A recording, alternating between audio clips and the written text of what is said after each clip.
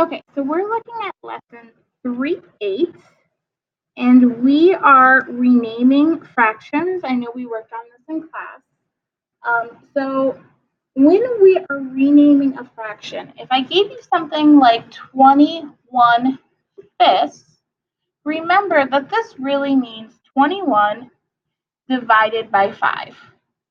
So then, if I'm thinking of it as a division problem, you can ask yourself, how many times can 5 go into 21?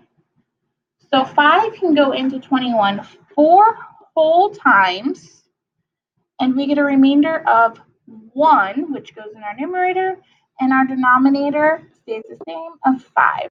So if we take 21/5 as an improper fraction, we can change it into a mixed number of 4 1/5. I don't think that this is where you get a little confused. I think it's when you take a mixed number and you are trying to make it into a improper fraction. So this is where it gets a little bit confusing. So if we take 3 1/3, and I'm going to illustrate pictures so that way we can find a pattern. So 3 1/3. So I have 3 1/3. So what the book wants you to do is they want you to trade one whole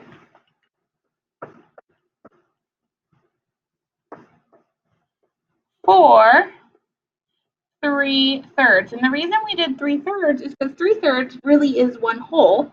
And the reason that I chose thirds is because your denominator is thirds. And remember, we cannot add denominators unless they are common. So I'm going to take my one whole and trade it for 3/3. So now I have 1, 2, 3, 4/3, and 2 wholes. So another name for 3 1/3 is 2 4/3. If I wanted to, I can trade another whole. Color code it for 3/3 again. So I'm going to take this whole here and trade it for 3/3. So now another name I can come up with is one whole, and we have 1, 2, 3, 4, 5, 6, 7 thirds. And then our final name we can come up with, again, we are going to trade one whole for 3/3. I'll go ahead and use blue to cut that one up. So this time we have 0 wholes, but we have 1, 2, 3, 4, 5, 6, 7, 8, 9, 10 thirds. So 3 1/3, 2 4/3, 1 7/3, and 10 thirds are all equivalent. So you can come up with 4 different names for 3 1/3. If we look at 3 1/3, we can start to see a pattern. So if we notice, we go down 1 in our whole number. So 3 goes to 2, but then we add 3 plus 1. That gives us 4. If we look at this one, 2 goes down to 1. We add 3 and 4. That gives us 7. If we go down 1, that would give us 0 here. So we have 0 wholes. But then we add 3 plus 7, that gives us 10. So there's a pattern. Every time we go down one number, we're adding 3 more to our numerator. So every time we go down one whole, we add 3 to the numerator because we're trading out one whole with 3/3. And then we trade it out again, one whole with 3/3. And then the final time, one whole with 3/3.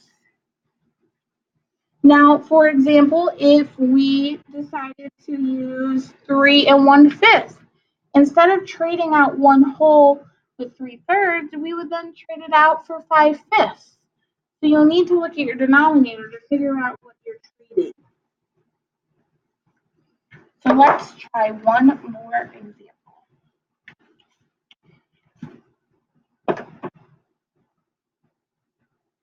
If I have 2 1/4, if I draw out the picture, 2 wholes and then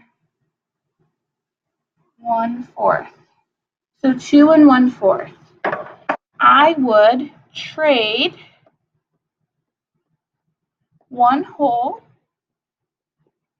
for, we're not doing thirds anymore. 1 whole is going to be 4/4 because 4s are what is in our denominator. I'm going to take the 1 whole and break it into 4s. So now I have 1 whole and 1, 2, 3, 4, 5 4s. So if you look at the pattern, guys, I went down by 1, and then I added 4 plus 1 gives us 5. That's where that came from.